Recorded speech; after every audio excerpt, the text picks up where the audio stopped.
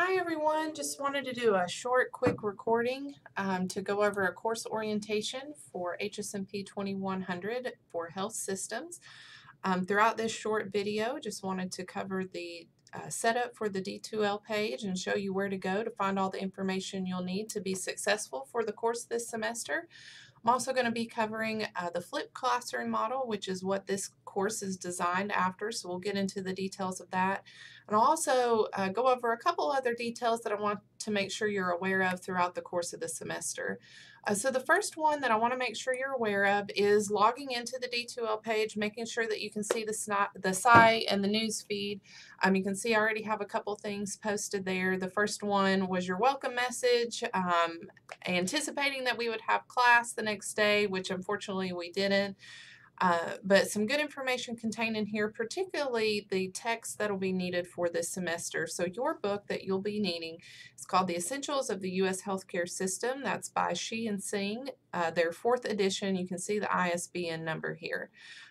If you'd like to go to the content module and scroll down to syllabus and click on the course syllabus, you can see all the information for the textbook as well as a picture of the textbook to make sure you have the right one contained on the syllabus. Now, I know some of you like the traditional paperback textbook, but we also have this in an ebook format. So if you would like the ebook format and you prefer that, you can rent this book for 180 days from CourseSmart.com. So if you'll just click on that link, search by the ISBN number, you can get that book electronically. So let's go back out to the course homepage. Like I said, there's a couple things that I want to make sure you're aware of throughout the semester. And the first one, I do this with all the classes that I teach, but I like to lay out the roles and responsibilities for the instructor as well as the student. So as the instructor, I have a couple roles and responsibilities that I try to hold myself to throughout the semester. And make a promise to you as the student to give you these things throughout the semester. And the first one is going to be that as an instructor, I really do strive to provide meaningful, thoughtful, and timely feedback to you on your assignments, your quizzes, your exams, your activities that we do in class. I don't like to just write, hey, great job, and then hand it back to you. I really look for areas of improvement and opportunities for improvement in everything that we do so that I can help you become a better student and help you become a better professional. So sometimes it may take me just a little bit longer than normal, particularly with your writing assignments. But it's because I am trying to give you meaningful and thoughtful feedback. Um, now, with that said, I also do try to make these very timely. So I do try to get your exams, your assessments, your activities, your writing assignments back to you quickly so that you can see where you need to improve, what you need to brush up on, and most importantly, so that you know how you're doing in the class and where you stand. You can kind of get a pulse on what's going on, and you're not just kind of wondering where you stand in the class or how you're doing. So the second thing that I try to do as an instructor, and I try to strive to give you, is to challenge you during discussions that we'll have during the course. So I may play devil's advocate a little, and it's not that I'm picking on you, but I want to really see how you're coming about your information, how you're supporting your positions. And your position statements, and really try to foster some really great dialogue and discussion between you and me and the rest of the people in class, so that we have a really good interactive class, and we can really get some critical thinking, and maybe a new perspective on a way to think about something out of class. One of the last things, and this list is certainly not all inclusive, but these are the three main things that I strive for. You'll be given a lot of information for this class. We're going to be talking about a lot of different varieties of topics. And one of my responsibilities that I hold myself to, I know not everybody learns the same way, so I try to do this through a variety of learning mechanisms and methods. So we'll have just a little bit of lecture, not too much. We might try to bring in some speakers. We'll do some different presentations. We'll take a field trip. We do different types of course activities. So I try to give you different ways to learn all of the information that we're covering. And all that I ask is that you just be interactive and kind of throw yourself into it, and really trust the process. Now, with that being said, in terms of the instructor roles and responsibilities, I also have some things that I try to hold my students to in each one of my classes. Um, and for the students' responsibilities, the first one that I have is really to read the relevant assigned materials. So you're going to have, chapters assigned to you every week, and every now and then you'll have some supplemental information assigned to kind of help continue that foundational building of knowledge of information that's presented in the class and information that's presented in the chapters that you'll be reading. But thankfully the chapters are relatively short. They won't take long to read and get through, so make sure you're reading those assigned materials. The next thing that I ask is just that you be participatory in class and really engage in our course activities. This is how we're going to learn. This is how we're going to get to know each other. This is how we're going to start to critically think about the information that we're covering throughout the semester.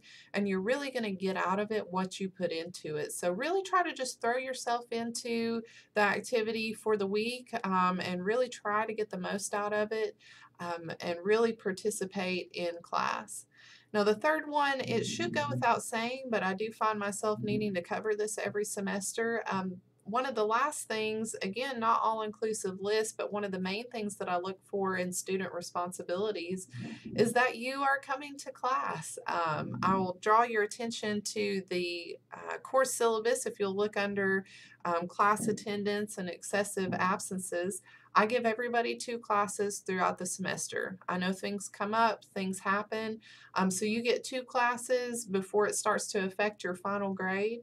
Now, if you do miss more than 2 classes, that's considered excessive absences, and that's going to impact you negatively, because you will be losing 10% of your final grade. So if something happens, something comes up, and you have to miss class, make sure to shoot me an email. Let me know what's going on.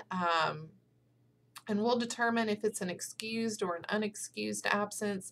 And all that detail is laid out in the course syllabus. We'll cover that in just a second. But if you do have something going on, I never want anything to negatively impact anyone's grades. So make sure to shoot me an email. Let me know what's going on, and we'll be able to work something out. Now, one other thing that I want to make sure you're aware of is use of cell phones, iPads, computers during class. Now, we are going to be needing those for some of our activities. And I know family situations come up, things happen.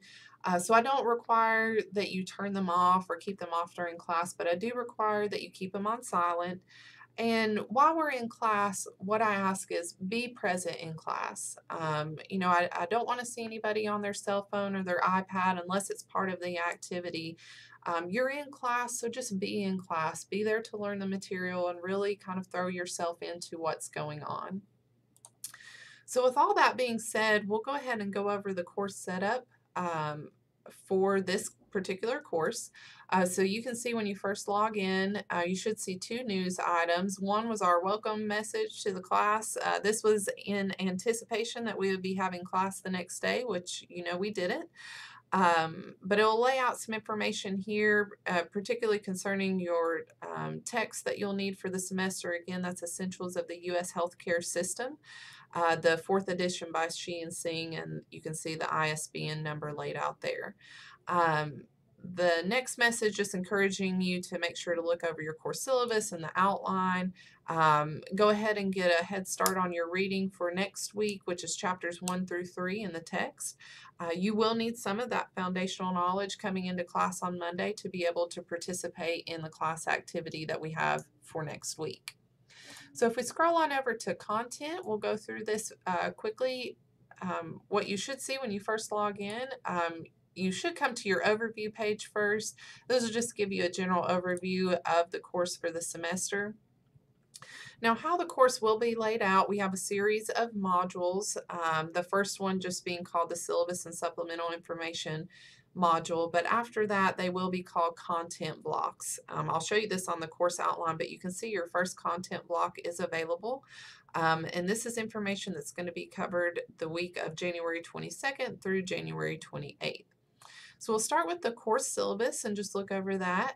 If you click on this link, it'll bring up the entire syllabus with all the information contained in it. Let me scroll down just a little. You can see the objectives that we're striving to meet this semester and the competencies, what activities are going to meet which objective. You can see the course outline, the schedule for this semester. You can see how everything's broken down into content blocks. Let me scroll back up just one second. And you will see here's content block 1, Foundations of Health Delivery Systems, January 22nd through the 28th. You can see the content reading assigned for that particular content block and what we'll be doing in class that week. Now, we will have some type of activity in class every week, and you will have some type of reading assignment tied to that. We'll go over that in the flipped classroom model when we discuss that. We'll keep scrolling down. You'll see under student assessment how everything is weighted. So you can see in-class activities and participation 10%. Your content block assessments, which are also your quizzes, are at 15%. Your final deliverable for the class and your quote-unquote big project is your issue brief and presentation. That's going to be 20% of your final grade, and you do have 3 exams throughout the semester. Your exam 1 and 2 will count for 15% each, and your exam 3 will account for 25%. Now you can see under this breakout that I have descriptions of each one of the assignments, so you can go through and read them at your leisure. But there is one for in-class activities, for your content block assessments, and your issue brief, and your exams. And I'll go over that again in just one second. I do want to make sure that you read through the course policy. So the policy on class participation, class attendance. Again, I spoke to this just a minute ago regarding absences and how that will affect your participation grade for the class. You can see our department policy on missed or late assignments and assessments. Contacting the instructor, timing of response, information about your exams, and again, the use of electronic gadgets, phones, iPads, and computers during the course of the semester. Again, just a couple other tidbits of information contained in the syllabus, but make sure you do read through that before class on Monday. So we'll go back up, go back to the syllabus and supplemental information module. And the next thing you'll see is the course outline. This is just a copy and paste straight out of the syllabus that we just looked at, a breakout so you can easily access it for the course schedule for the semester. So you can see this week of January 17th, the only thing that we were going to be covering is a review of the syllabus and the expectations. Next week, starting January 22nd, is when we really hit the ground running. We'll start with our first content block, Foundations of Health Delivery Systems. So what we'll be doing in class is this Commonwealth Healthcare System comparison. And what your assignment is to prepare for class will be to read chapters 1, 2, and 3. I know that sounds like a lot, but they are relatively short chapters. You will see Foundations of the U.S. Healthcare Delivery System and Historical Overview of U.S. Healthcare Delivery. We'll cover the details a little bit more in class on Monday. But you can see here in this last column will be any assignments or assessments that you have due for that week. So this week, January 22nd, you have one assessment that'll be due. It will be posted on D2L and it will be due by Sunday, January 28th at 11:59. So we're not going to take these in class. These will be for you to take at home. These do require the use of lockdown browser, so make sure that program is enabled on the device that you're going to be taking this quiz on. If you're having trouble, make sure to let me know or call the Office of Information Technology at 439-4648, and they will be able to help you. So you can see, just keep scrolling on down a couple different content blocks that we have all the way down to content block 13, which is our final exam.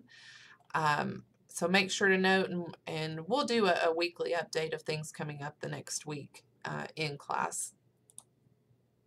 And we'll scroll back to syllabus and supplemental information. The next thing, we'll come back to this flipped classroom in a minute, but the next thing I want to make sure you see under this particular module is your assignment submodule. Now what I did was just break out this information from your course syllabus, again, so it can be easily accessible. You know exactly where to go to see what to do for which assignment. The first submodule here, exams and quizzes, just lays out the information for your content block assessments as well as your exams. You can see that the assessments are going to be distributed by 4:30 on Monday and are expected to be completed by the following Sunday at 11:59. Although I wouldn't recommend waiting until the last second to complete those. You know, don't waste your whole week. You may want to start on that on Wednesday after we get done with class. Would probably be a good time to do those, because there are some essay questions, there are some fill in the blank, and then you have your standard multiple choice short answers. The next thing that we'll look at is your in-class and self-reflection paper. So we have several in-class activities, as you can see from the course syllabus, throughout the semester. Your attendance and participation in those activities is going to account for 10% of your final grade. So just because you come to class doesn't mean you're going to get that 10%. I need to see that you are participating and you are engaging in class and making an effort. The second part that'll go with this in-class activity that you'll be submitting outside of our normal class time will be a self-reflection paper on our field trip that we're going to be taking across the street to the VA campus to the museum at Mountain Home. The criteria is laid out here, so what we're looking for is 600 to 800 words, a visual reference like data or an infographic, and one reference that should be tied into your reflection paper. Again, we'll go over this before we venture over to the VA, to the museum, but just wanted to show you where you can obtain that information. And I've also linked up a map here on how to get where we're going. The next assignment that I wanted to bring your attention to, and we'll spend just a brief time here, is your issue brief assignments. So we'll go ahead and click on that because it contains a lot of submodules within that. Your issue brief and presentation is going to account for 20% of your final grade. Now this issue brief, we'll be talking about it all throughout the semester, but I want you to start thinking about what you want to write on. You are going to be required throughout the course of the semester to work on an issue brief similar to a paper, and we'll go over the details in one of our class activities. But it's going to have you really think about issues facing our U.S. healthcare system. And what we're going to do is we'll go down here to the instructions. You're going to pick a topic, let's say women's health, and you're going to write on how the Affordable Care Act has affected women's health.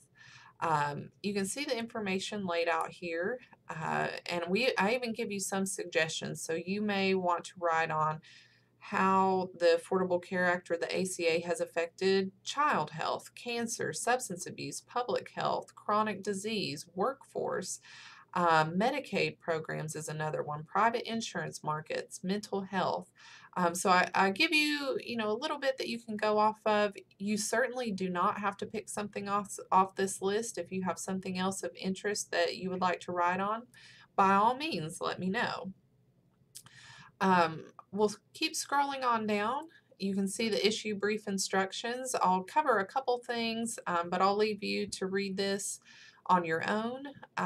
There are some specifications, so I am looking for 14 to 1700 words, between 2 and 4 figures. So this needs to be something like data or an infographic, not just a random picture put in there. That won't count as a figure for you. But it needs to be something kind of aesthetically pleasing. So if you complete it in Publisher and change it into a PDF, or if you put some borders on it, something to really draw the reader in and make them want to read your issue brief. Use columns, use text wrapping to wrap texts around different images that you put in there. How can you make it set apart from what you would think of as your standard research paper. And I'll go over in just a second, but I've provided some examples on D2L of what I would be looking for. And I've given you some suggestions on kind of how to organize your issue brief and how to put that together. So start by framing the issue, and you've got a couple of different points here. Then move into discussing the current status, what are the implications, and then putting a summary paragraph in there. Now with this assignment, you must make sure that you are citing all sources and materials. Now I do prefer the superscript method of citation just because it's easier for me to get through the paper and read. So you can see here I've done an example. It is preferred student cite using numbered superscript. It's much easier when using a reference manager such as EndNote or Mendeley, if any of you are familiar with that. And then how you cite that on your reference page would be the number 1 and then what your citation is.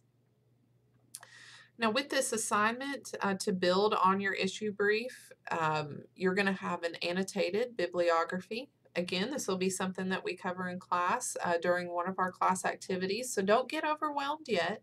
I know it's a lot of information right now, but you will be required to complete an annotated bibliography. We'll go over that in class. And just a couple of other points of interest that you might want to make sure to note. You have instructions for your presentation, so you will be required to give a 3 to 5 minute presentation at the end of the semester on your issue brief that you've been working on. And I'll give you, you get one slide with your 3 to 5 major points that you want to convey. And you also have to address one of these following topic questions. Either why did you choose to write on this particular topic, or what is one new item that you've learned as a result of this activity? Did you get a new skill? Did you learn some new piece of information? I want to know what you got out of this activity. So you can see a previous student's example. They wrote their issue brief on the effects the ACA has on rural health. So these were the 4 points that they wanted to get across, and then they just talked on those 4 points. Now I want to make sure you note that attendance is required each presentation day, or you will be forfeiting 5% of your final issue brief grade. So just make sure to note that. Again, don't get overwhelmed yet, guys. We're going to go over a lot of this in class. We're not just going to leave you hanging. So let's go back to issue brief assignments, and you can see the rest of the information contained within this module. You've got some information on your annotated bibliography. I've laid it out on how to do annotated bibliographies and linked up the Dropbox as well. I've put some tips on how to write issue briefs. I won't go over those within this video. I'll let you kind of go through those yourself. I've listed different sites to help you cite and reference your materials. I prefer something called Citation Machine. There's also a service called Mendeley. These are both free. And then there's also a video to show you how to superscript in Word. And on down there are some example issue briefs. Now, 2 of these, the area deprivation among higher rural counties and the intersection of residence and area deprivation, those are 2 more professional ones that were published in journals. These other 2, student issue brief and student issue brief example 2, those were previous students for the class.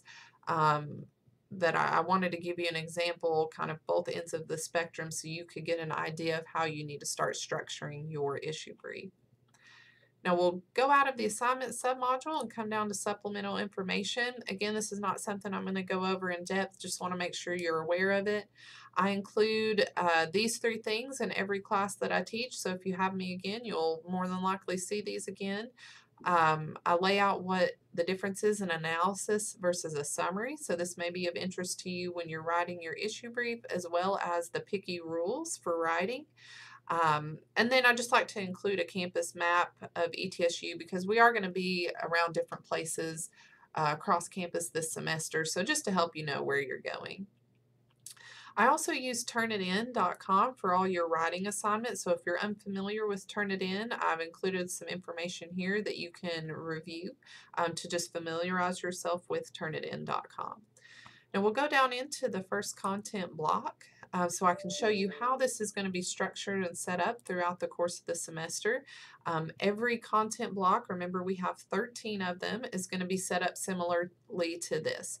So we will have a submodule called Content Block Resources and Videos, and then you will have another submodule called Assignments Due this content block. So as you can see and kind of go ahead and guess, everything you need to be reading and doing and preparing for class is going to be in this content block resources, and then any assignments, assessments, anything due to the Dropbox is going to be contained in this other submodule here. So we'll go ahead and click on content block and kind of see what's contained in your first content block module. Now what we've done is put a checklist in so that you can make sure you're going through everything you need. So you can see for this one, your first thing that you'll need to do is to review your content block outline, which we'll cover in just a second. Make sure that you're familiarizing yourself with the key information and really using the content block outline to guide your reading and your video, what you see in the video and how you're retaining that information.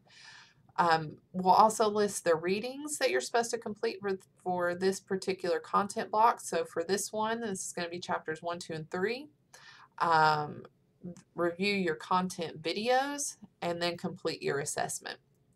So let's go back out to your content block resources and video, and we'll look at your first content block outline. So we'll pull that up here. All content block outlines are going to be set up similarly. So we'll have a title at the top so we know what we're talking about. Content block 1, Foundations of the Healthcare Delivery Systems. We'll give you a brief description on what we'll be talking about throughout that particular content block, what learning objectives we're going to be achieving through this particular module, and what your assigned readings are. So if you keep scrolling on down, you can see that we have an outline for you to assist you in taking notes. So you're given major topics. This one pertains to foundations of healthcare systems. So here are major topics that are going to be discussed both in the reading and the content videos.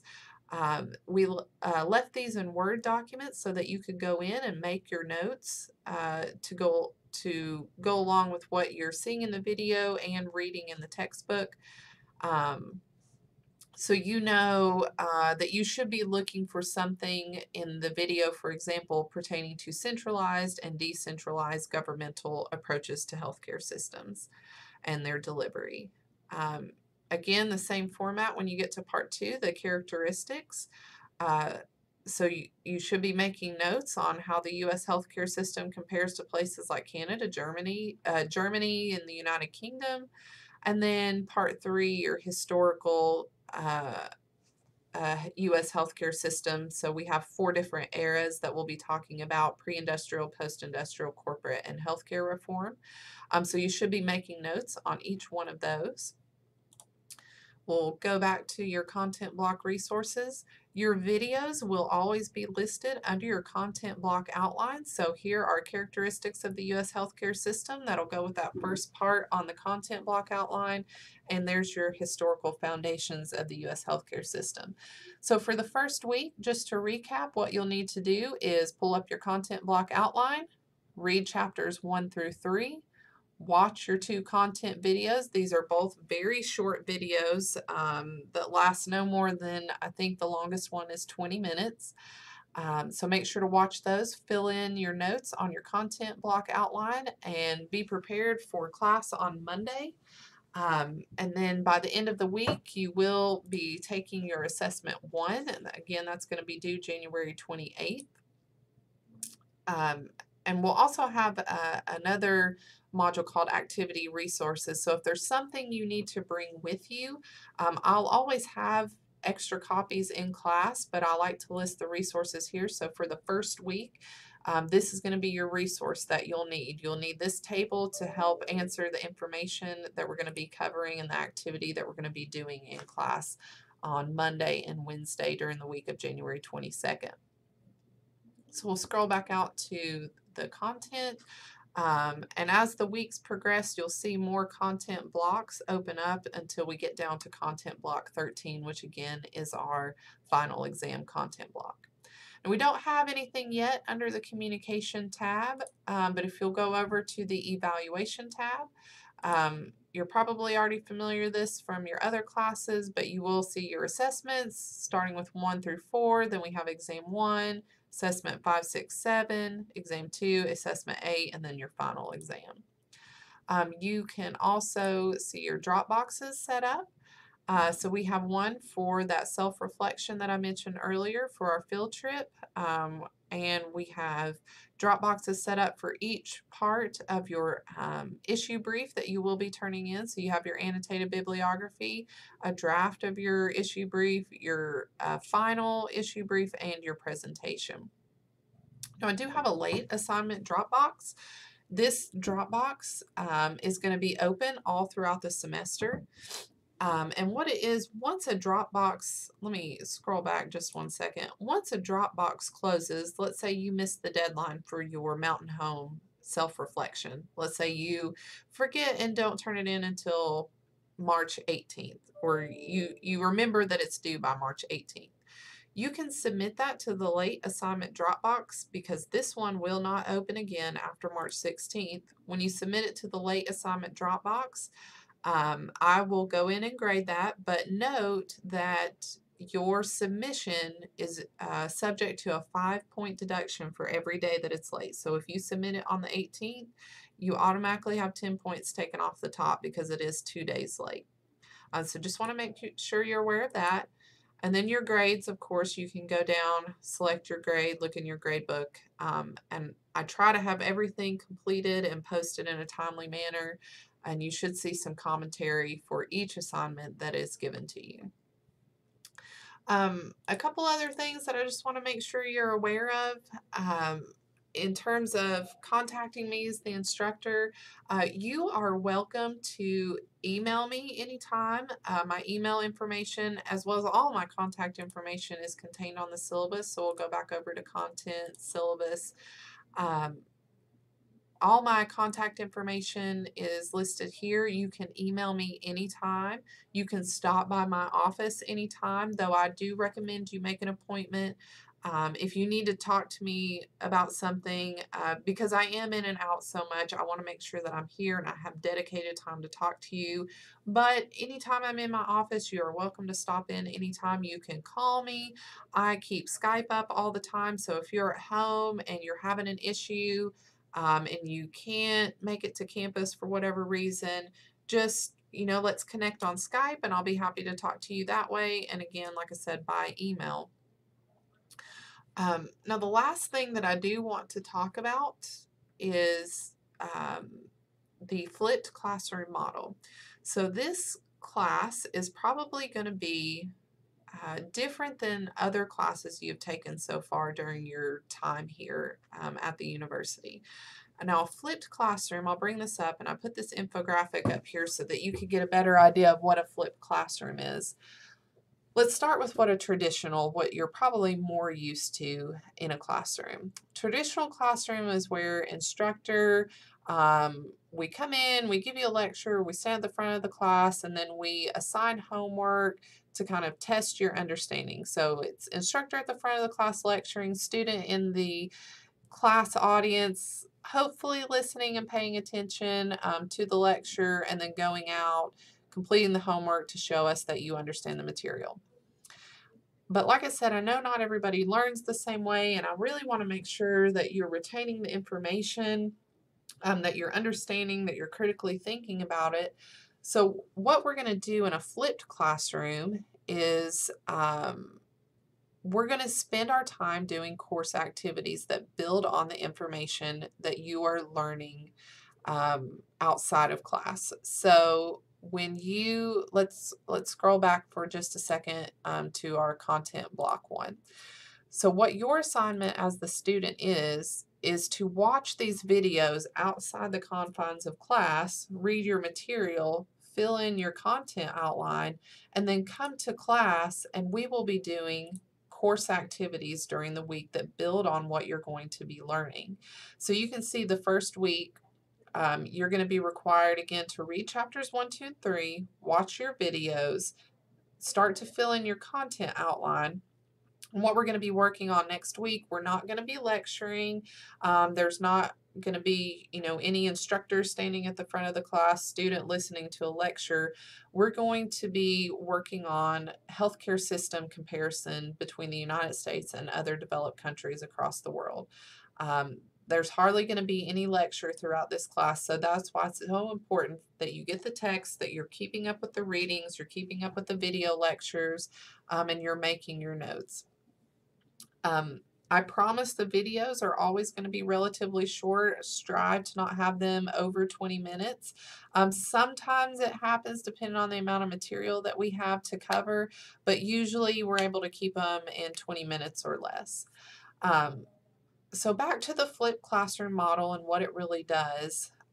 Again, you as the student are going to watch the lectures at home, and this is really beneficial to you as a student because you can watch it as you're at your own pace.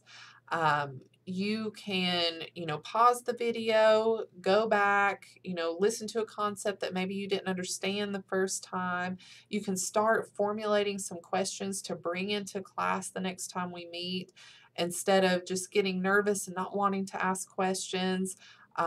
This gives you a really a lot of time to understand the material, form it and analyze it in your own words, bring that information into class, and you're learning at your own pace while we have these activities that build on the information that you are learning at your own pace.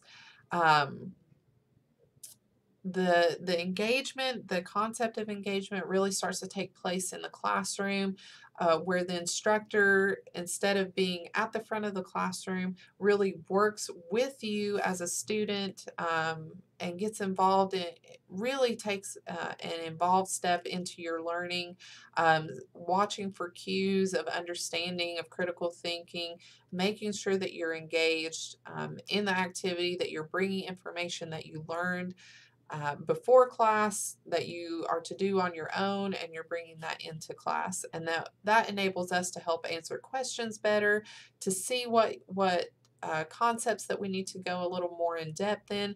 So really we're building the class together, student and instructor, as we go along throughout the semester. So we'll be doing the class in this kind of setup throughout the semester. So make sure that you are keeping up with your reading and your content videos, and filling out those outlines. Those outlines are going to come in handy when you have to take your quizzes and helping you study for your final exam, as well as your exams 1 and 2. We'll cover, I'll answer more questions concerning the flipped classroom model in class next week. So if you have questions, please let me know.